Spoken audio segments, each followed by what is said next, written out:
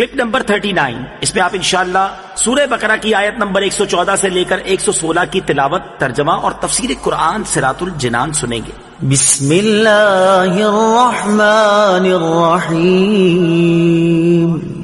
ترجمہ، اللہ کے نام سے شروع جو نہایت مہربان رحمت والا ہے۔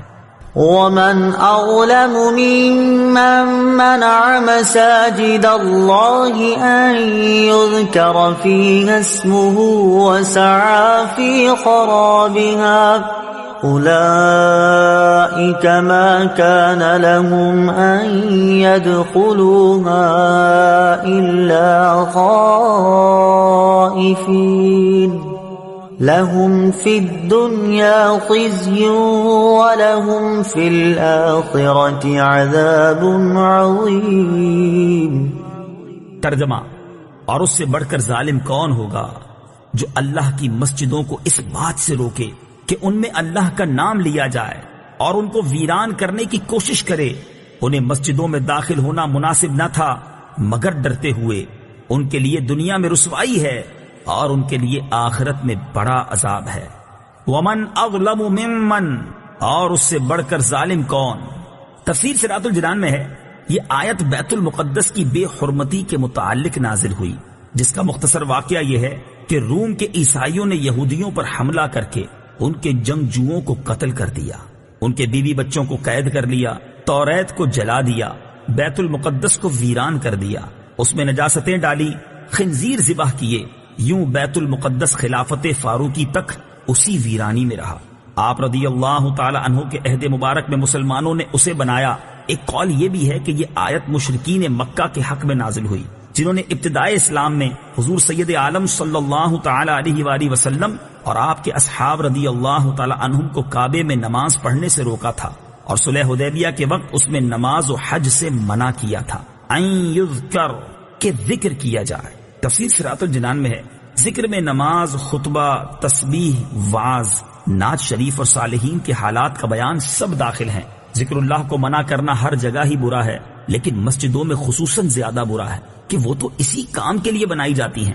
مسجد کو کسی بھی طرح ویران کرنے والا ظالم ہے، بلا وجہ لوگوں کو مسجد میں آنے یا مسجد کی تعمیر سے روکنے والا، مسجد یا اس کے کسی حصے پر قبضہ کرنے والا، مسجد کو ذاتی استعمال میں لے لینے والا، مسجد کے کسی حصے کو مسجد سے خارج کرنے والا، یہ سب لوگ اس آیت کی وعید میں داخل ہیں۔ تفصیل کے لیے فتاوی رضویہ شریف کی کتاب الوقف کا مطالعہ کریں۔ البتہ یہ یاد رہے کہ جنبی یعنی جس پر غسل فرض ہو، منہ کی بدبو والے، لہسن، پیاز وغیرہ بدبودار چیزوں کی بو جس کے منہ سے آ رہی ہو، اسے روکنا اس میں داخل نہیں کہ یہ حقیقت میں مسجد سے تکلیف دہ یا نامناسب چیزوں کو دور کرنے کے حکم میں آتا ہے۔ یہ بھی یاد رہے کہ مسجد کے نزدیک دوسری مسجد اس نیت سے بنانا کہ پہلی مسجد ویران ہو جائے حرام ہے، کہ یہ بھی مسجد کی ویرانی میں کوشش کرنا ہے۔ البتہ اگر کوئی مسجد بنائے تو اس کی نیت پر ہم حکم نہیں لگا سکتے ہیں کہ اس نے بری نیت سے ہی مسجد بنائی ہے، الا خائفین، مگر ڈرتے ہوئے۔ تفسیر صراط الجنان میں ہے مسجد میں ادب و تعظیم اور خوف خدا کے ساتھ داخل ہونا چاہیے، نڈر و بے باک ہو کر اور آداب مسجد کو پامال کرتے ہوئے داخل ہونا مسلمان کا کام نہیں۔ فی الدنیا خزی، دنیا میں رسوائی۔ تفسیر صراط الجنان میں ہے بیت المقدس ویران کرنے والوں کو دنیا میں یہ رسوائی پہنچی کہ قتل کیے گئے، گرفتار ہوئے، جلا وطن کیے گئے، خلافت فاروقی و عثمانی میں ملک شام ان کے قبضے سے نکل گیا اور بیت المقدس سے ذلت کے ساتھ نکالے گئے۔ مسجدوں اور مسجدوں سے تعلق رکھنے والوں سے نفرت کرنے والوں کو یہ وعید اپنے پیش نظر رکھنی چاہیے۔ وَلِلَّهِ الْمَشْرِقُ وَالْمَغْرِبُ فَأَيْنَمَا تُوَلُّوا فَثَمَّ وَجْهُ اللَّهِ إِنَّ اللَّهَ وَاسِعٌ عَلِيمٌ۔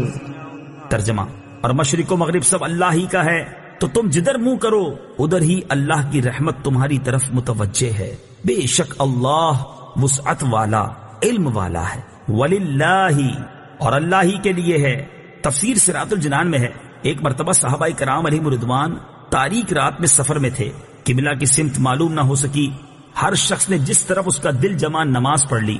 صبح کو بارگاہ رسالت میں حال عرض کیا تو یہ آیت نازل ہوئی۔ حضرت عبداللہ ابن عمر رضی اللہ تعالیٰ عنہ فرماتے ہیں یہ اس مسافر کے حق میں نازل ہوئی جو سواری پر نفل ادا کرے، اس کی سواری جس طرف متوجہ ہو جائے اس طرف اس کی نماز درست ہے۔ فَأَيْنَمَا تُوَلُّوا، تو تم جدھر منہ پھیرو۔ تفسیر صراط الجنان میں ہے، معلوم ہوا کہ قبلہ کی سمت معلوم نہ ہو سکے تو جس طرف دل جمے کہ خانہ کعبہ اسی سمت ہوگا تو اسی طرف منہ کر کے نماز پڑھے۔ اس بارے میں تفصیلی احکام جاننے کے لیے بہار شریعت حصہ 3 کا مطالعہ فرمائیں۔ یہ یاد رہے کہ خانہ کعبہ ہی قبلہ ہے، یہاں جو اجازت ہے وہ مخصوص صورتوں میں ہے۔ وقالوا اتخذ الله ولدا سبحانه بل له ما في السماوات والأرض كل له قانتون۔ ترجمہ، اور مشرکوں نے کہا اللہ نے اپنے لیے اولاد بنا رکھی ہے، وہ پاک ذات ہے، بلکہ جو کچھ آسمانوں اور زمین میں ہے سب اسی کی ملکیت میں ہے، سب اس کے حضور گردن جھکائے ہوئے ہیں۔ سبحانہ، اللہ پاک ہے۔ تفسیر صراط الجنان میں ہے، یہودیوں نے حضرت عزیر علیہ الصلوۃ والسلام کو اور عیسائیوں نے حضرت عیسیٰ علیہ الصلوۃ والسلام کو خدا کا بیٹا مانا، جبکہ مشرکین عرب نے فرشتوں کو خدا کی بیٹیاں قرار دیا۔